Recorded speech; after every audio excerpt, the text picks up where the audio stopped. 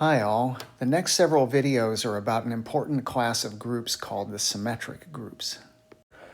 To define a symmetric group, we start with a positive integer n and this set x consisting of the numbers 1, 2, up through and including n. And then we look at bijections going from x to itself. So any such bijection is called a permutation of the set x.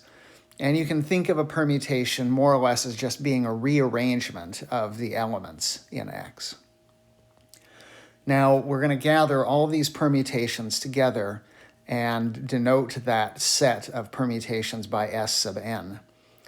Now, S sub n, this collection of functions, we can put a binary operation on it, namely the operation of function composition. And when we do that, we wind up with something called the symmetric group on n letters. Now, whenever we have a new group, we might wonder, well, what's the identity in that group? It turns out that in Sn, the identity is just the identity function. That is, the bijection that sends 1 to 1, 2 to 2, 3 to 3, and so on and so forth. Now, you might be wondering where this word symmetric comes from in all of this. It turns out that the word symmetric is associated with symmetries of certain figures, and later on we'll be talking more about that. Another question you might have is, well, why do we need to introduce this new group at all? Well, it turns out that the symmetric groups are extremely important because of something called Cayley's theorem. So Cayley's theorem says that if you take any finite group whatsoever, you can regard it as a subgroup of some symmetric group S sub n.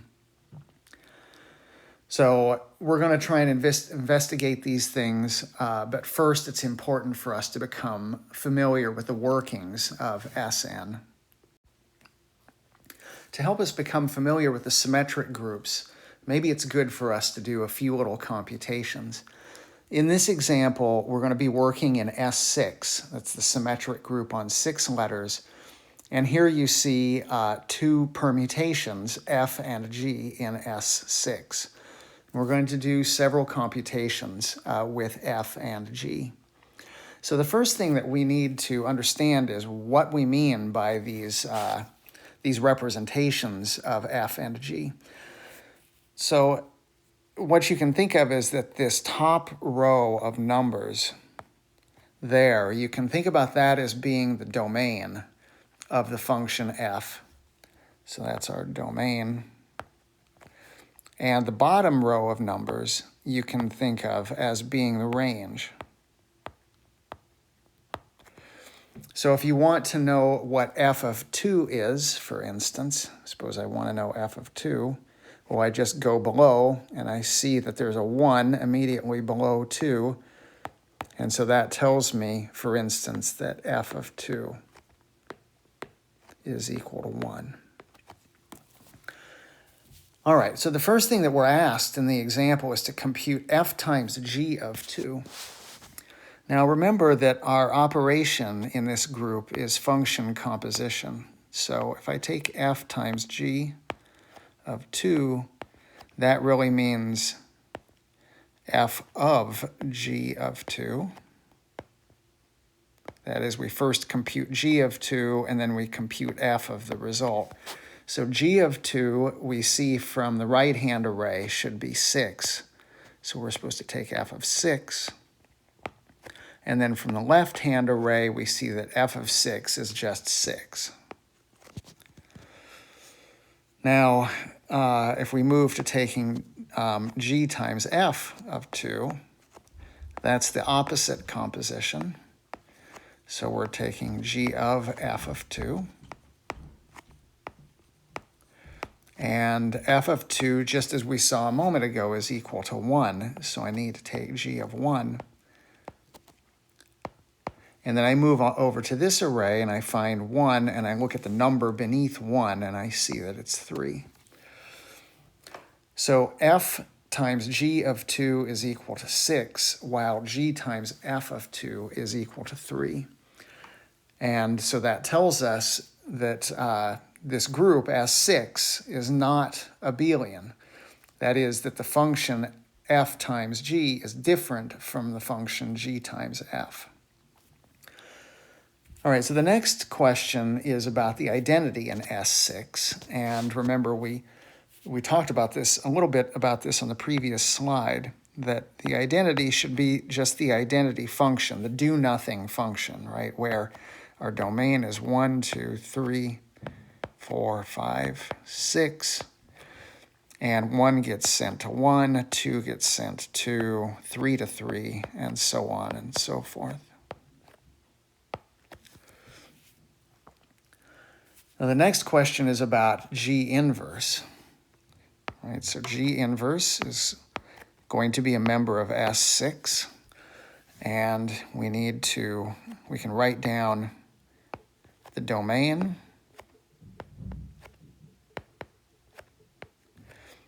and then in the bottom row we need to write down the range. Now if you look at G, you notice, for instance, that G of 1 is equal to 3.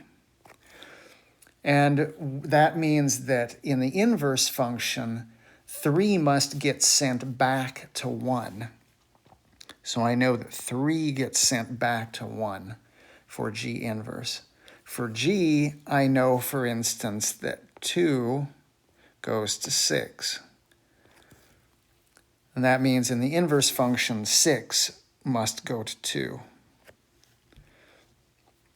3 goes to 5 in G, therefore 5 goes to 3 in the inverse. 4 goes to 2 in G, therefore 2 goes to 4 in the inverse. And we see then that 1 should go to 5 in the inverse, and 4 should go to 6.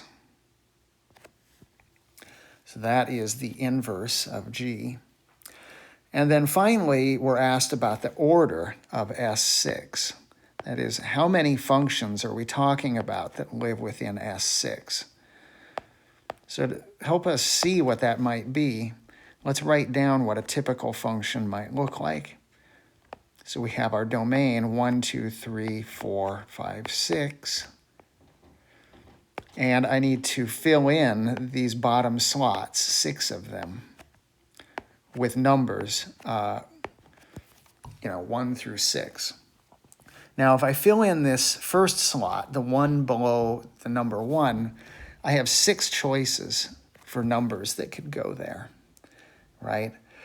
Now, once I select that number, because this function needs to be 1 to 1, I know that the choice of number that goes below 2 can't include the number that already went below 1. So that gives me 5 choices for numbers that go below 2, and 4 choices for numbers that are below 3, and so on and so forth, until finally the last slot, that is the number that goes below 6, would be completely determined.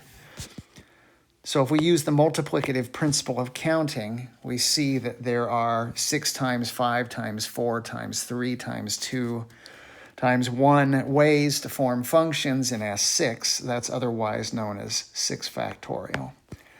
So the order of S6 is 6 factorial. And in general, the order of the symmetric group Sn will be n factorial. Okay, now in this slide, it seems that we're going to be asked to do something completely different from what we were doing a moment ago. That is, we're going to investigate the symmetries of an equilateral triangle.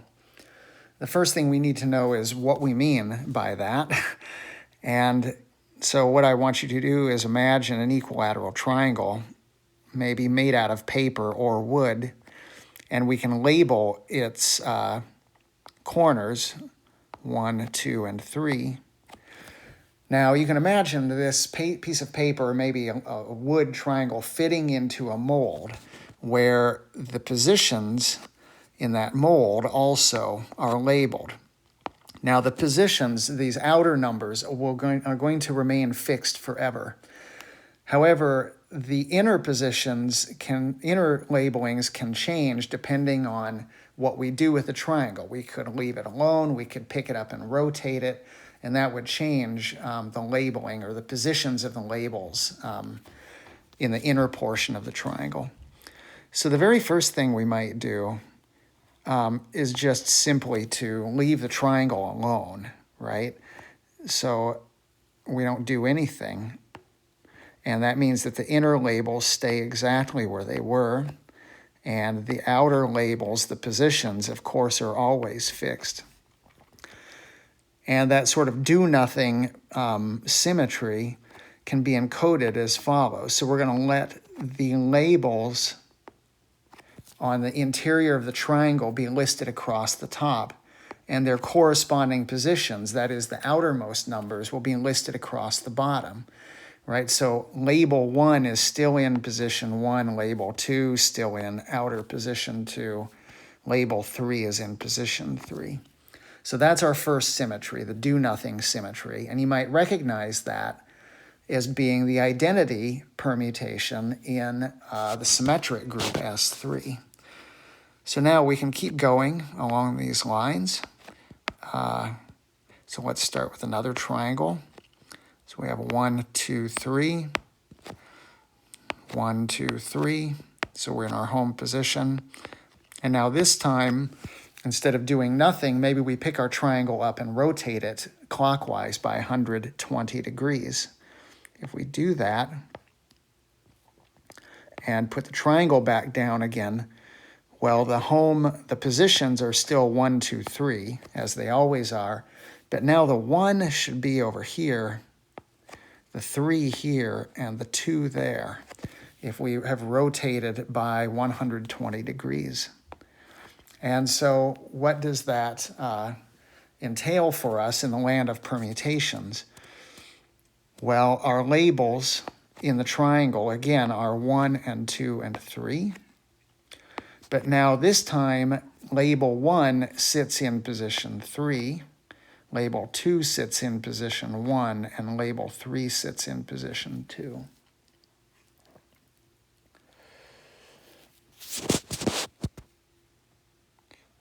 Okay, well, why don't we do another one? So again, we have 1, 2, 3, and our triangle is in its home position, 1, 2, 3. And now instead of rotating 120 degrees clockwise, maybe we rotate 120 degrees counterclockwise. And our positions are still 1, 2, and 3 as before. But now this time, the labels are as follows. So we've taken our home position triangle and we've rotated it 120 degrees counterclockwise. And so that permutation is as follows. So the labels 1, 2, and 3 go to positions 2, 3, and 1.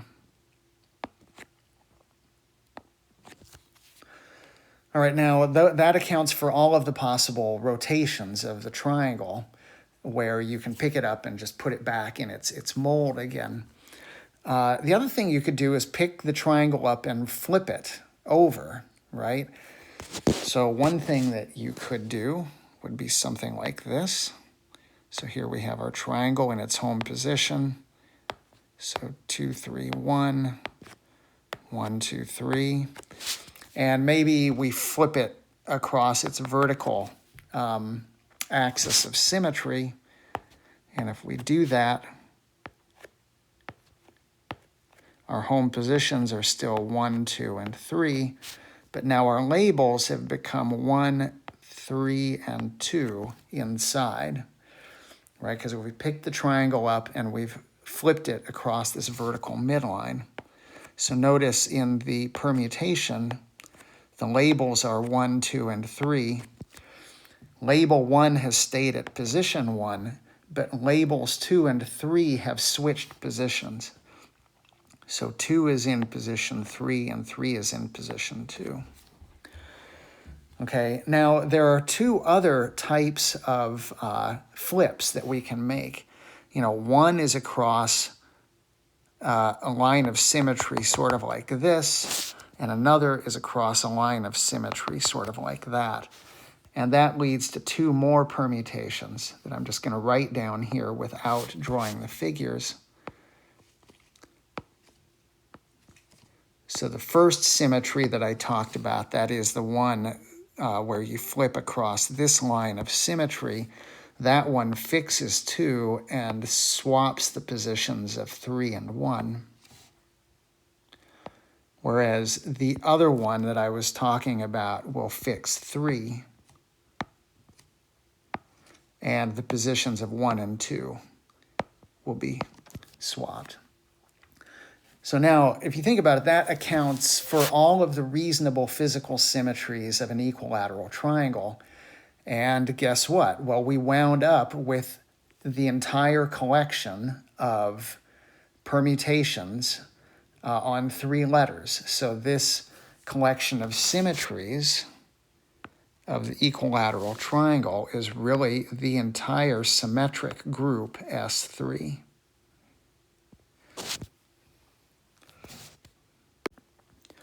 Later in other videos, we will explore how symmetries of other types of figures relate to symmetric groups.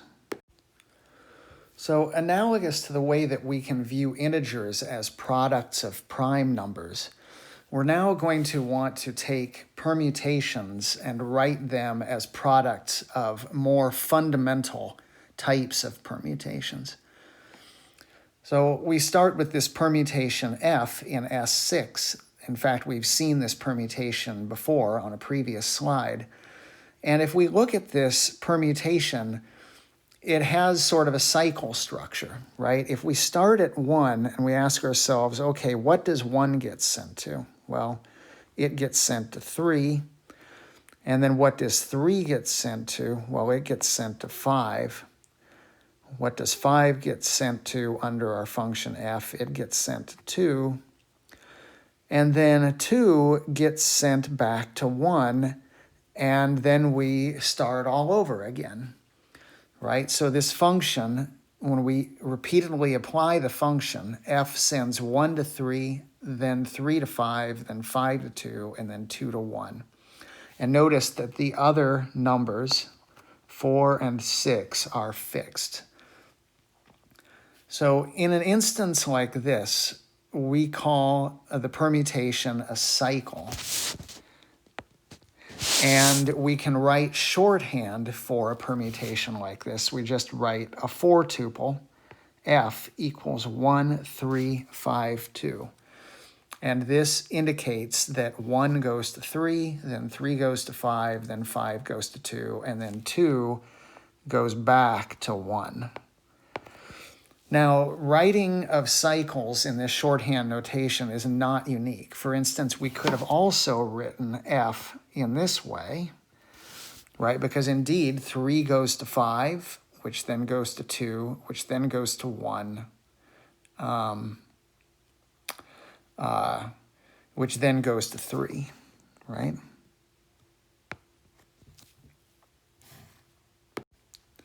So it turns out that not every permutation has the nice cycle structure that the permutation F had on the previous slide.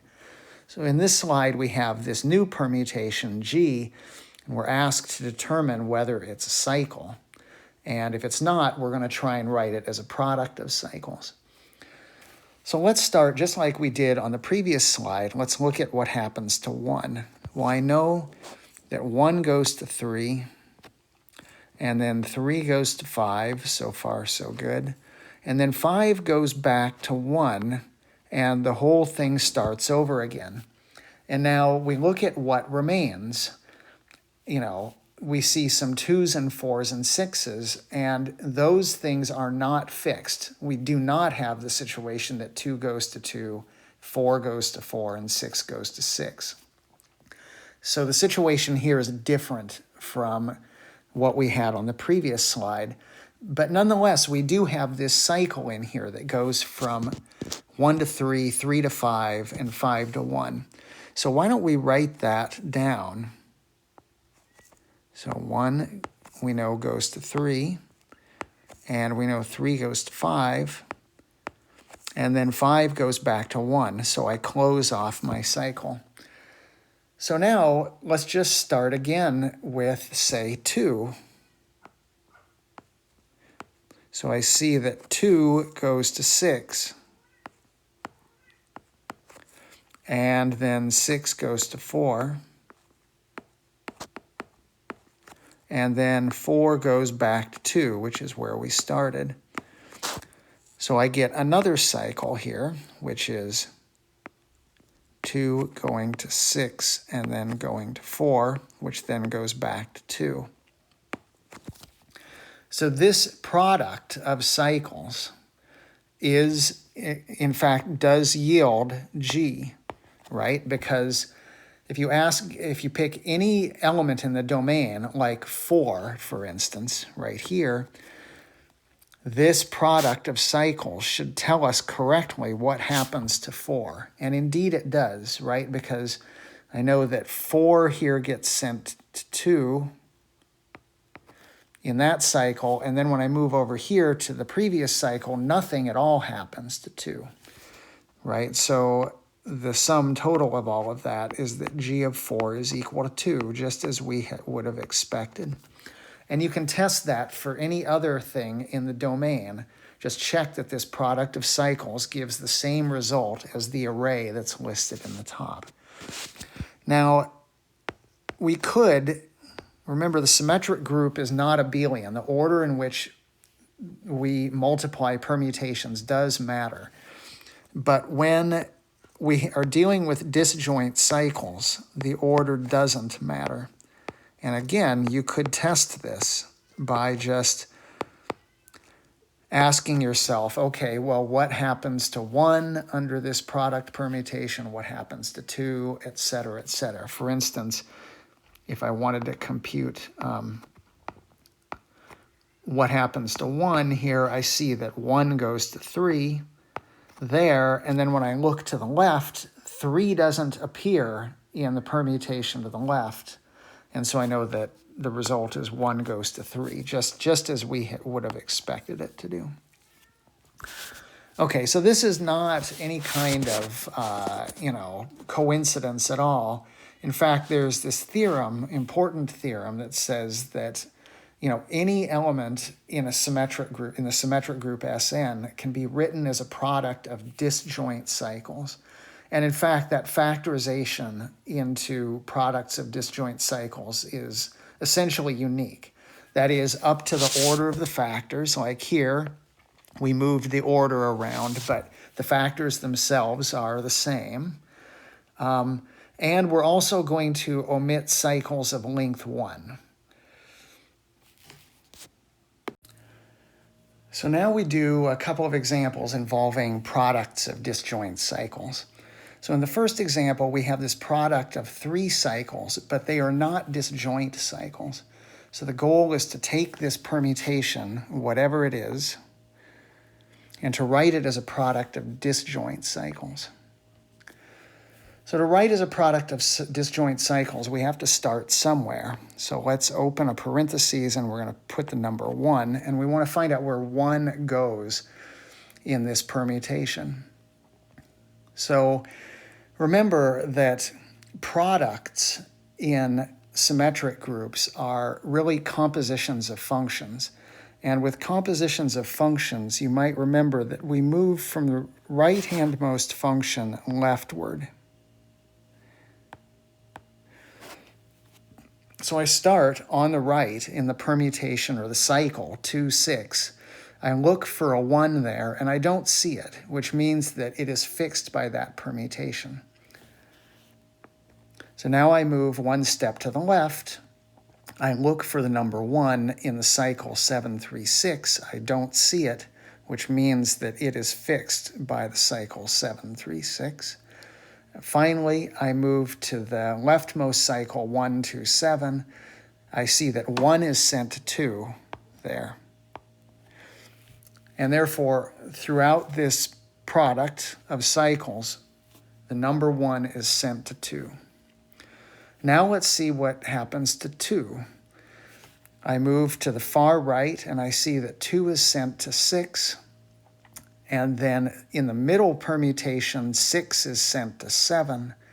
And then in the far left permutation, 7 is sent to 1. So the number 2 ultimately is sent to 1 by this permutation. That takes me back to where I started, so I close off that parentheses. So now I need to start again, and I just pick a number. Usually I just pick the smallest number that has not already been considered. So that would be 3. And I want to know where that goes. Well, in the rightmost cycle, that sends 2 to 6, I don't see a 3 there, so that means 3 is fixed by that permutation. So now I move to the central cycle, 7, 3, 6, and that sends 3 to 6. And then in the leftmost permutation, I want to know what happens to 6 now, and it apparently is fixed by that leftmost cycle. So 3 in total gets sent to 6. And then 6, what happens to it? Well, in the rightmost permutation, 6 is sent to 2. And then we look for 2 as we proceed leftward, and we see finally that 2 is sent to 7. And then we do this again, right? In the rightmost permutation, we don't see a 7 at all. So 7 is fixed by that. Then in the central cycle, 7 goes to 3. And then in the leftmost cycle, we don't see 3 at all. So 3 just remains at 3. So in total, 7 has been sent to 3, which is back where we started, so we close off our parentheses. And now that accounts for all of the numbers that we see here. And if we're working in, say, S7, what this would tell us is that 1 goes to 2, which goes back to 1, and then 3, 6, and 7 lie in a cycle. 4 and 5 would be fixed by this permutation.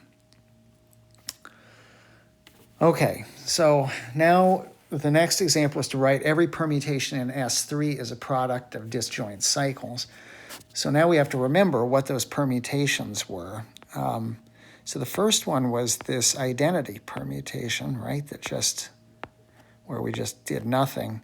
And for that, we're just going to write that as E.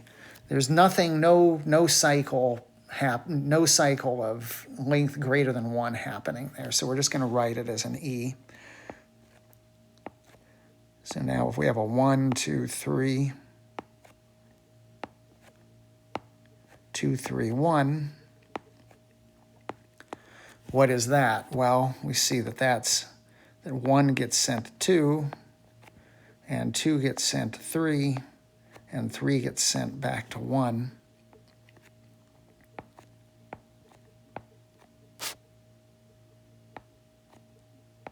We also have this permutation where 1 is sent to 3, and 3 is sent to 2, and 2 is sent back to 1. So far we have the identity and a couple of cycles of length 3. Now there are 3 more permutations in S3. There's this one that fixes 1 and interchanges 2 and 3. So that's really this cycle that just sends 2 to 3 and back again.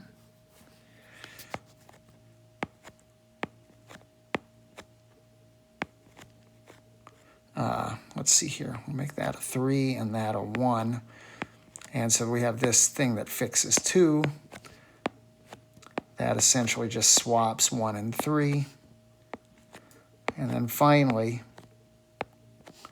we have the permutation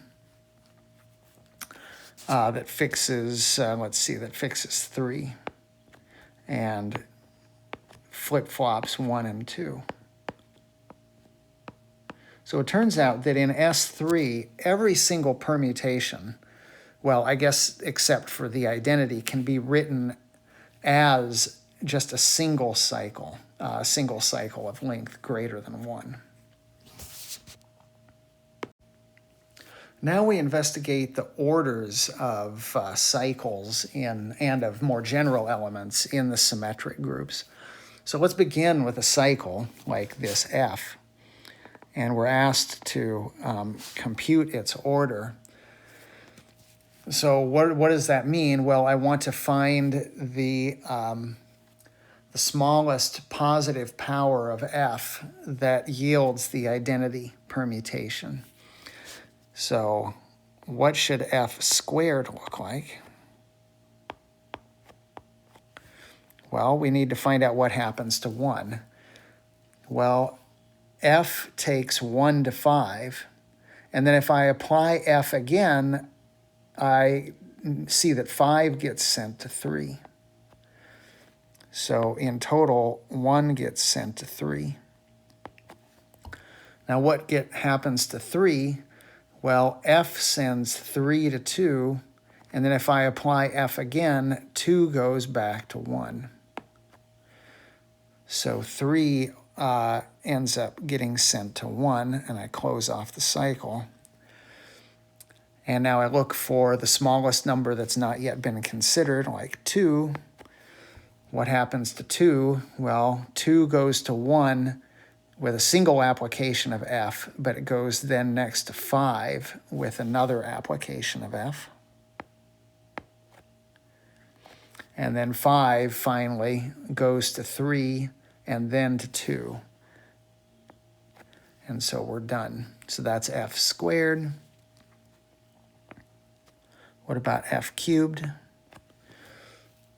Well, I mean, what we could do is take the permutation or the representation of F squared that we just determined and multiply it by F, or we could just dope it out for ourselves based on the original cycle structure for F.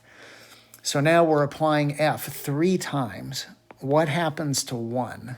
Well, 1 goes to 5, then it goes to 3, then it goes to 2. So under 3 applications of F, 1 will go to 2. 2 will go to 1, 5, and then 3. 3 goes to 2, 1, and then 5. And finally, 5 goes to 3, 2, and then 1. So that's F cubed. And now F to the 4th, which if you've been thinking ahead, you probably could have guessed that something special will happen here.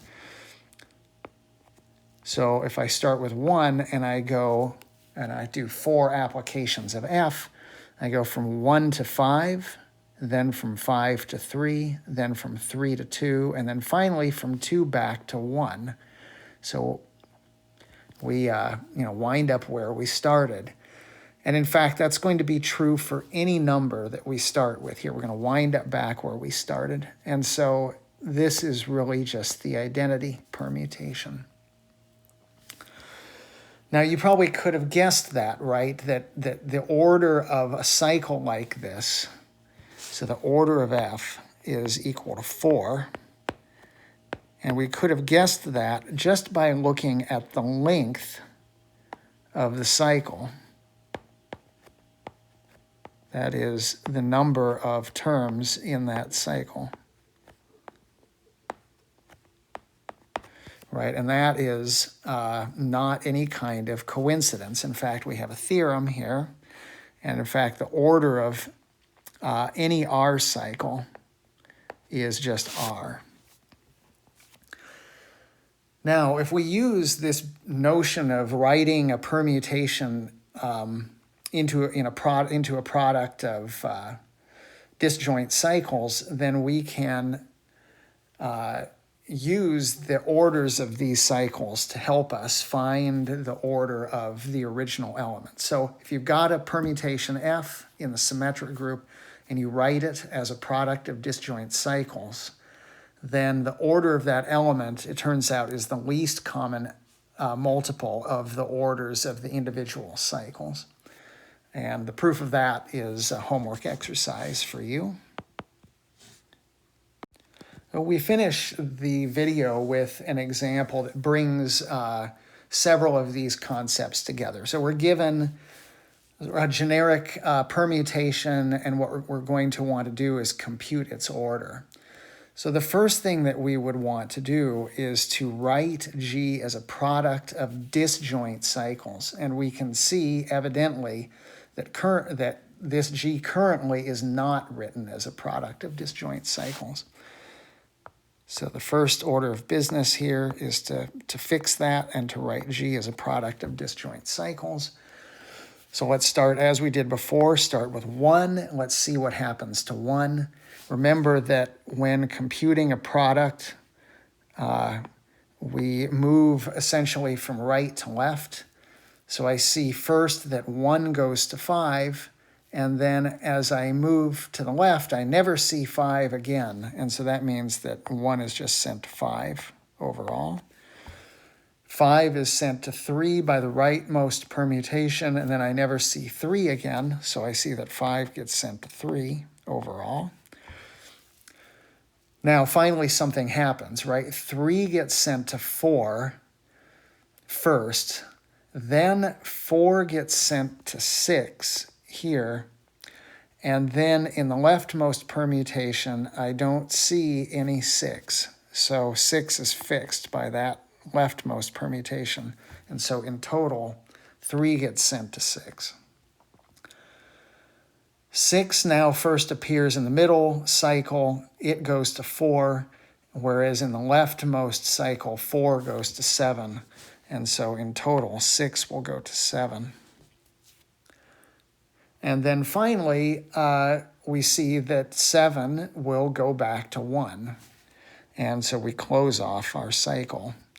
And we ask ourselves, is there anything, does this account for everything? It turns out that it does not. In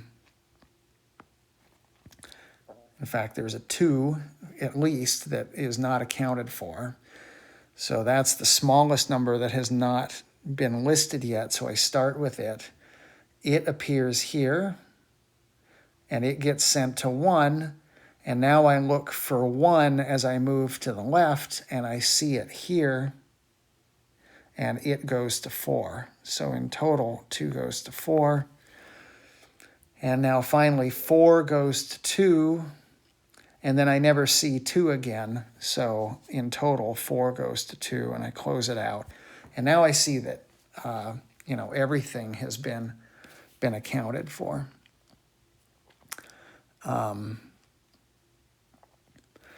So now that we have this G written as a product of disjoint cycles, we can compute its order. And from the previous slide, we know that this is going to be the least common multiple of the order of this first cycle. Let's say 1, 5, 3, 6, 7. And the order of this second cycle, 2, 4.